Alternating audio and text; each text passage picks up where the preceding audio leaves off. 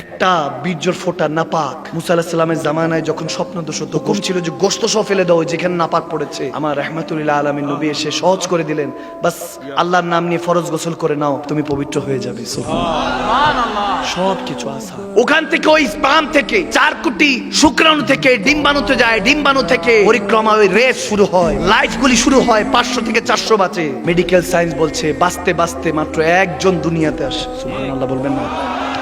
যারা এই মুহূর্তে আমার কথা শুনছেন, আমি সহ আপনারা সবাই কত ভাই বোন পিছনে ফেলে আসছেন, সেখানে যেহেতু হারেন নাই, এখানে কেন হারবেন? কতজন তো জন্ম নেওয়ার সাথে তো মরে যায়, কতজন তো 5 বছর পরে পানিতে পড়ে মরে যায়, অ্যাক্সিডেন্ট হয়ে মরে যায়। যদি লক্ষ্য থাকে অটুট বিশ্বাস হৃদয়ে, হবেই দেখা হবে বিজয়, ঠিক কি না? আপনি এখনো হায়াতে আছেন, আপনার কত ভাই, কত আত্মীয়, কত বন্ধু, কত আপনজন এখনো দাফন করে রেখে চলে আসছেন, আপনি তো জিন্দা আছেন। তাহলে টেনশন কিসের? আপনি একমাত্র একজন উপরে ভরসা রাখেন, আর একটা প্রেম নিয়ে, একজন আদর্শ নিয়ে চলেন। ফাত্তাবিউনি ইউহিব্বুকুমুল্লাহ, খোদার কসম করে বলছি, সেই নবীর গোলামিতে চলে আসেন, সেই নবীর তরিকায় চলে আসেন। রাব্বে কারীম বলতেছে, তুই আমাকে কি খুঁজবি, আমি তোকে বান্দা থেকে বন্ধু বানিয়ে নিব। সুবহানাল্লাহ।